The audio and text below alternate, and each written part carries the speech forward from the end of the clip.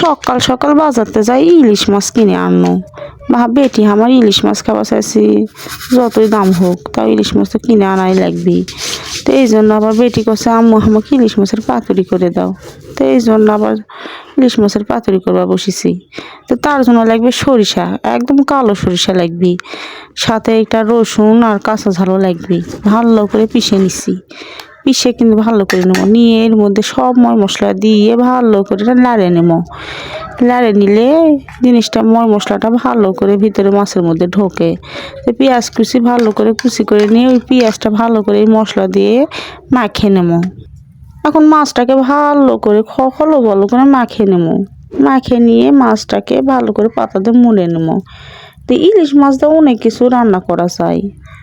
ইলিশ মাছের ঝোল কও, ইলিশ মাছের ভুনা কও, ইলিশ মাছের ভাজি কও, ইলিশ মাছের কচু দিয়ে বেগুন দিয়ে ঝোল কও, ইলিশ মাছে জান দিবেন তাই সৎ।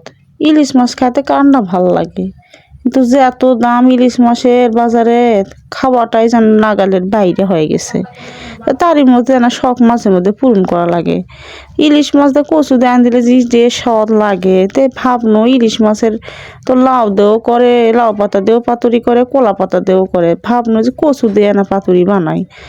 তে বেশি না কচুর পাতাও খামো, আবার কচু ইলিশ মাছটাও খাওয়া হবি নি। তো এই জন্য আবার এই বুদ্ধি কর্ণ।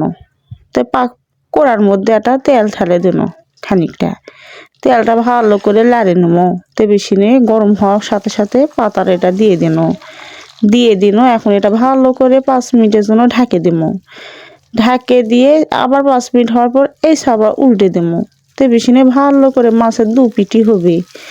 তো ভালো করে মাছটাকে না হলে ভালো লাগে না, ভিতরে ক্যাঙ্কা কাঁচা কাঁচা লাগে। তো ভালো করে পাতা দিয়ে এটা ভেজে নেবো। নেওয়ার পর পাতাগুলা আলগা করে নেবো, যাতে আলগা করে নেছি। দেখো কি সুন্দর হচ্ছে, পাতার ভিতরে না কাঁচা কাঁচা ভাব আছে, এটা না ভালো করে ইঙ্কা করে আলগা করে নিয়ে সাইডে থমো। এটাতে ভাত খেলে যায় তুই স্বাদ লাগবি, সেই স্বাদ লাগবি। ইলিশ মাছের না ঘান টান পড়বি তো কচুর সাথে, সেই স্বাদ লাগবি। তো সরিষার তেল দিয়ে খেলে আরো ভালো লাগে। তেনা লেবু চিপে দেবো যেন মুখ চোখ না ধরে। তো এই তো আমার হয়ে গেল ইলিশ মাছের পাতুরি। তো ইলিশ মাছের পাতুরি খেতে যে এত স্বাদ, কচু দিয়ে ইলিশ মাছের পাতুরি খেতে যে এত স্বাদ, না খেলে তো বুঝবার পারতাম না। তো গরম গরম মামিয়েতে নামিয়ে খাইয়ে নিলাম, ও সেই স্বাদ। তো যাই হোক, আমার ভিডিওটি কেমন লাগিছে আপনাদের কাছে কমেন্টে কিন্তু অবশ্যই জানাবেন। তো আজকের মতো আমার ভিডিও এখানেই। আসসালামু আলাইকুম, অনেক অনেক ধন্যবাদ।